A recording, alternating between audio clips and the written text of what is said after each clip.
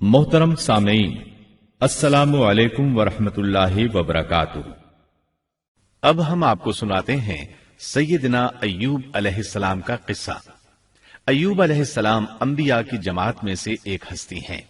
अल्लाह ताला ने सब्र के मामले में बतौर खास इनका तस्करा फरमाया है, लोगों के लिए एक मिसाल और नमूना ठहराया है। आपका नसबनामा यूं है: अय्यूब बिन मौस बिन राज़ेह बिन ईस बिन इसहाक बिन इब्राहिम अलैहिस्सलाम। ये सैयदना इसहाक अलैहिस्सलाम की नस्ल में से हैं। इब्राहिम अलैहिस्सलाम के दो साहिबजादे थे, इस्माइल अलैहिस्सलाम और इसहाक अलैहिस्सलाम। इनके बाद सब के सब अंबियाए किराम इसहाक अलैहिस्सलाम की नस्ल से थे, सिवाय नबी करीम सल्लल्लाहु अलैहि वसल्लम के। आप अकेले सैयदना इस्माइल अलैहिस्सलाम की नस्ल से हैं। इसहाक अलैहिस्सलाम के बेटे हैं याकूब अलैहिस्सलाम। इन्हीं याकूब अलैहिस्सलाम को इसराइल भी कहा जाता है। इसी निस्बत से बनी इसराइल का मतलब है याकूब अलैहिस्सलाम की आल औलाद। याकूब अलैहिस्सलाम के 12 बेटे थे। इनके बेटों को असबात भी कहते हैं। इनका तस्करा कुरान में भी आता है। अब सवाल ये है कि जिन असबात का तस्करा कुरान मजीद में अंबियाए किराम अलैहिमुस्सलाम के साथ किया गया है, क्या वो याकूब अलैहिस्सलाम के बेटे थे या उन बेटों की औलाद में से थे? अक्सर उलमाए किराम ने ये इशारा दिया है कि असबात लफ्ज से जिन अंबियाए किराम अलैहिमुस्सलाम की तरफ इशारा किया गया है वो याकूब अलैहिस्सलाम के बेटे नहीं हैं, इसलिए कि उन्होंने तो यूसुफ अलैहिस्सलाम के कत्ल की कोशिश की थी, अपने वालिद से झूठ बोला था, ऐसे और भी गलत काम किए थे, तो इन हरकत के करने वाले अंबिया नहीं हो सकते। जबकि असबात से मुराद वो अंबियाए किराम होंगे जो इन बेटों की नस्ल से आए होंगे। बनी इसराइल के 12 कबीले थे और कबीले को सिब्त भी कहते हैं, इसलिए इन्हें असबात भी कहा जाता है, यानी बनी इसराइल इन कबीलों में तकसीम हो गए। इसी तरह सैयदना अय्यूब अलैहिस्सलाम सैयदना इसहाक अलैहिस्सलाम की औलाद में से हुए। सूरह अनाम आयत 84 में अल्लाह फरमाते हैं, और उसकी औलाद में से दाऊद और सुलेमान और अय्यूब और यूसुफ और मूसा और हारून। तो ये सब के सब सैयदना इब्राहिम अलैहिस्सलाम की नस्ल से थे। अय्यूब अलैहिस्सलाम भी अल्लाह ताला के नबी और रसूल थे।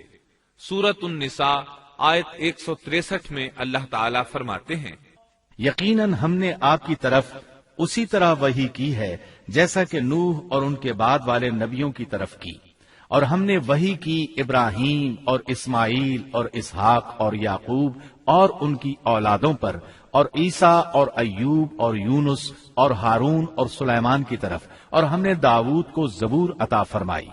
अल्लाह ताला ने इन सब अंबियाए किराम अलैहिमुस्सलाम की तरफ वही फरमाई, और अय्यूब अलैहिस्सलाम भी इन रसूलों में से एक हैं। अल्लाह ताला ने आपको आपकी कौम सूरान की तरफ मबूस फरमाया। ये कौम मुल्क शाम में रिहाइश पजीर थी। आप बहुत ज्यादा मालदार थे। अल्लाह ताला ने आपको बहुत ज्यादा नेमतों से नवाजा था। आपके पास बेशुमार मवेशी थे, लातादाद नौकर चाकर थे। अल्लाह ने आपको बहुत सी ज़राई जमीन भी अता फरमाई थी। आप ताजिर भी थे। तिजारत का सिलसिला दूर दूर तक फैला हुआ था। अल्लाह ताला ने आपको कसीर औलाद भी अता फरमाई थी। आपके यहाँ 7 बेटे और 7 बेटियां थीं। आप खुद भी सेहतमंद और ताकतवर थे। आपके असहाब की तादाद भी काफी थी। गोया अल्लाह ताला ने आपको गूनागून नेमतों से नवाजा था। आप रूए जमीन पर नेमतों से माला माल शख्स थे। अल्लाह ताला ने आपको आजमाना चाहा ताकि बाद में आने वाले लोगों के लिए आप सब्र की मिसाल बन जाएं। आखिर सब्र का मरहला शुरू हो गया। आपका सब मालो मता हलाक हो गया, यहाँ तक कि आप फकीर हो गए। आपकी जिंदगी ही में आपकी सारी औलाद अल्लाह को प्यारी हो गई। किसी का एक बेटा भी फौत हो जाए तो वो कितना गमगीन होता है, मुतासिर होता है। सैयदना याकूब अलैहिस्सलाम पर गम किस तरह तारी हुआ, यहाँ तक कि आपकी आंखों की बीनाई तक जाती रही। मारे गम के वो घुल गए थे, जबकि उनका कोई बेटा फौत नहीं हुआ था, और इधर 7 बेटे और 7 बेटियां फौत हो गए। यही नहीं, तमाम माल मवेशी हलाक हो गए। मामला इस पर भी खत्म नहीं हुआ, आप शदीद मरज में मुब्तला हो गए। بیماری اس قدر شدید تھی کہ آپ چلنے پھرنے سے معذور ہو گئے، اٹھنے کی سکت نہ رہ گئی، یہاں تک کہ آپ کا گوشت گرنے لگا۔ آپ کی آزمائش انتہا کو پہنچ گئی۔ اب آپ کے ساتھی بھی آپ کا ساتھ چھوڑنے لگے۔ انہیں خوف محسوس ہوا کہ کہیں ان کی بیماری انہیں بھی نہ لگ جائے، کہیں یہ کوئی ایسی بیماری نہ ہو جو ایک سے دوسرے کو لگتی ہو۔ اس طرح سوائے دو کے سب ساتھی آپ کا ساتھ چھوڑ گئے، کوئی آپ کے قریب نہ آتا تھا۔ جو دو ساتھی ساتھ چھوڑ کر نہیں گئے تھے وہ بھی ذرا دور کھڑے ہو کر بات کرتے تھے۔ آپ کی خدمت کے لیے بس آپ کی بیوی رہ گئیں، وہ بہت وفادار بیوی تھی۔ یہ زوجہ محترمہ آپ کی خدمت کرتی، آپ کو کھلاتی پلاتی، آپ کو نہلاتی۔ پھر نوبت یہاں تک پہنچی کہ سارا ہی مال بالکل ختم ہو گیا۔ اب بیوی صاحبہ نے اجرت پر لوگوں کے گھروں میں کام کرنا شروع کیا تاکہ کچھ کما کر لائیں اور خاوند پر خرچ کر سکیں۔ یہ تھے اللہ کے نبی ایوب علیہ السلام، اتنی بڑی آزمائش میں پورے اترے۔ آزمائش بھی 1-2 ماہ نہیں، پورے 12 برس جاری رہی، اور ایک قول کے مطابق 18 برس جاری رہی۔ آپ اس دوران مجسمہ صبر بنے رہے۔ آپ نے کبھی کسی سے شکوہ تک نہ کیا، یہاں تک کہ کبھی زوجہ محترمہ سے بھی شکوہ نہ کیا۔ سال ہا سال اسی حالت پر گزر گئے۔ ایک بار آپ کی بیوی نے عرض کرنے کی ذرا ہمت کی اور کہا، آپ اللہ کے رسول ہیں، اگر اللہ کے حضور دعا کریں تو وہ آپ کی بیماری کو ختم فرما دیں گے، آپ کی حالت کو بدل دیں گے۔ بیوی صاحبہ کے یہ کہنے کے باوجود آپ نے بیماری کے ختم ہونے کی دعا نہ کی، نہ یہ کہا یا اللہ مجھے رزق کی فراوانی عطا فرما، بس رضائے الہی پر راضی رہے، تقدیر الہی پر خوش رہے۔ آپ نے بیوی سے فرمایا، ذرا بتاؤ تو ہم کتنا عرصہ خوشحالی اور فراوانی میں رہے ہیں، کتنا عرصہ ہم ناز و نعمت میں رہے ہیں؟ انہوں نے جواب دیا، 80 سال۔ یہ سن کر آپ نے فرمایا، مجھے اللہ تعالیٰ سے دعا کرتے حیا آتی ہے، جتنا عرصہ خوشحالی میں رہا اتنا عرصہ بیماری اور تنگ دستی میں نہیں گزرا، اس لیے میں ابھی یہ دعا نہیں کروں گا کہ وہ مجھے شفا عطا کر دے یا میری اس حالت کو بدل دے، وافر رزق عطا کرے، جب تک مجھ پر 80 سال نہ گزر جائیں۔ جس طرح میں 80 سال ناز و نعمت کی بہاریں دیکھتا رہا، اسی طرح 80 سال تک میں اسی حالت پر صبر کا دامن تھامے رہوں گا، تندرستی کا سوال نہیں کروں گا۔ آپ کے اس جواب پر بیوی صاحبہ مایوس ہو گئیں، اس لیے کہ انہیں تو بیماری کے ختم ہونے کی اور اچھے دنوں کے دوبارہ آنے کی امید تھی۔ آپ کی بات سن کر وہ بولیں، تب یہ آزمائش کی گھڑی کب ختم ہوگی؟ چونکہ اس بات سے اللہ تعالیٰ کی ناشکری ہوتی تھی، اس لیے ایوب علیہ السلام ناراض ہو گئے۔ انہوں نے اللہ کے نام کی قسم کھائی کہ اگر اللہ تعالیٰ نے مجھے شفا عطا فرمائی تو میں انہیں 100 کوڑے ماروں گا۔ دوسری طرف نوبت یہاں تک پہنچی کہ لوگوں نے آپ کی بیوی صاحبہ کو کام دینے سے انکار کرنا شروع کر دیا۔ ان کا خیال تھا کہیں ان کے شوہر کی بیماری انہیں بھی نہ لگ جائے۔ وہ سمجھتے تھے کہ ایوب علیہ السلام کی بیماری چھوت کی ہے، لہٰذا یہ بیماری ان کی بیوی کے واسطے سے انہیں بھی لگ سکتی ہے۔ جب معاملہ یہاں تک پہنچ گیا تب آپ نے ایک چھوٹی سی بات کہی، اس میں بھی کوئی واضح دعا نہیں تھی، جبکہ اس وقت سے بڑھ کر دعا کے لیے کون سا وقت ہو سکتا تھا۔ آپ کی اس بات کو اللہ تعالیٰ نے قرآن مجید میں بیان فرمایا ہے۔ سورہ انبیاء آیت 83 میں ہے، اور ایوب کی اس حالت کو یاد کرو جبکہ اس نے اپنے پروردگار کو پکارا کہ مجھے یہ بیماری لگ گئی ہے اور تو رحم کرنے والوں سے زیادہ رحم کرنے والا ہے۔ مجھے آزمائش نے آ لیا ہے اور تو ارحم الراحمین ہے۔ مطلب یہ کہ آپ نے واضح الفاظ میں دعا نہیں فرمائی، یہ نہیں فرمایا الہی مجھے تندرستی عطا فرما، الہی مجھے رزق عطا فرما اور میری حالت ایسی ایسی ہو گئی ہے، تو رحیم و کریم ہے، بلکہ یوں کہا وَأَنْتَ أَرْحَمُ الرَّاحِمِينَ، عرض کیا میری نسبت میری حالت کو تو ہی بہتر جاننے والا ہے۔ اللہ تعالیٰ نے دوسری آیت میں آپ کی حالت کو اس طرح بیان کیا ہے۔ سورہ صاد آیت 41 میں اللہ تعالیٰ فرماتے ہیں، اور ہمارے بندے ایوب کا بھی ذکر کر جبکہ اس نے اپنے رب کو پکارا کہ مجھے شیطان نے رنج اور دکھ پہنچایا ہے۔ گویا آپ نے اس بیماری اور مصیبت کو اللہ تعالیٰ کی طرف منسوب نہیں فرمایا بلکہ اللہ تعالیٰ کو اس سے مبرہ و پاک ٹھہرایا اور اسے شیطان کی طرف منسوب کیا۔ یوں نہیں کہا اللہ تو نے مجھے مصیبت میں ڈال دیا، بلکہ اس کو غیر اللہ یعنی شیطان کی جانب منسوب کیا۔ حدیث میں بھی اسی طرح آتا ہے، والشر ليس إليك، برائی تیری طرف سے نہیں ہے۔ اللہ تعالیٰ نے آپ کی التجا کو اسی لمحے شرف قبولیت سے نوازا۔ کتنے ہی موقع ایسے آئے تھے کہ اس سے قبل بھی آپ دعا کر سکتے تھے اور وہ قبول ہو جاتی، لیکن آپ نے صبر کا دامن تھامے رکھا۔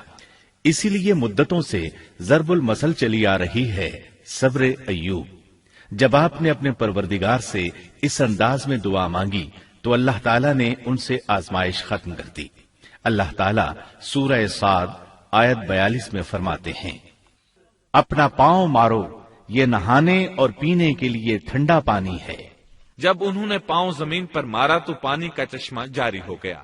علماء کرام کہتے ہیں جب انہوں نے اس پانی سے غسل کیا تو جسم کے بیرونی حصے سے بیماری ختم ہو گئی، اور جو ہی پانی پیا جسم کے اندرونی حصے کی بیماری ختم ہو گئی، اور یہ اللہ عز و جل کا عظیم احسان ہے۔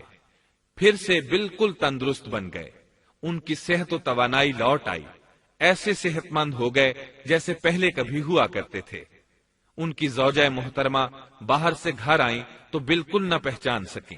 ان سے پوچھنے لگیں، کیا آپ نے اللہ کے نبی میرے خاوند یعنی مرض میں مبتلا شخص کو دیکھا ہے؟ اللہ کی قسم، جب میرے خاوند صحت مند تھے تو بالکل آپ جیسے تھے، میں نے آپ سے بڑھ کر ان سے ملتا جلتا آدمی آج تک نہیں دیکھا۔